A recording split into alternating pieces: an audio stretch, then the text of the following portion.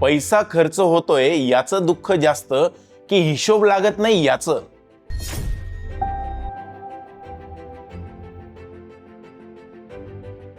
मित्रांनो, हा तुमचा एकट्याचा प्रॉब्लेम नाहीये, तर सर्वांचा प्रॉब्लेम आहे.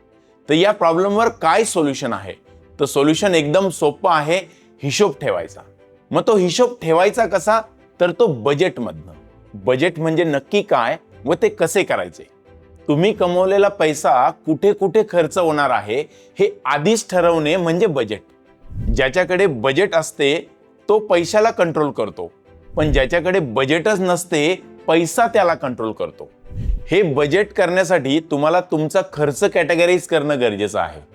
तर या कॅटेगरीज करण्याकरता एक सोपं गणित आहे, 50, 30 आणि 20.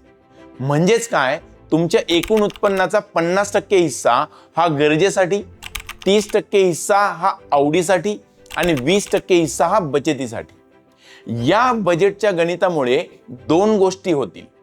एक म्हणजे तुमचा अनावश्यक खर्च टाळला जाईल आणि दुसरं म्हणजे तुमच्या उत्पन्नाचे योग्य नियोजन होईल. एक गोष्ट कायम लक्षात ठेवा, आर्थिक स्वातंत्र्याची सुरुवात ही एका साध्या कागदावर केलेल्या हिशोबापासून होऊ शकते.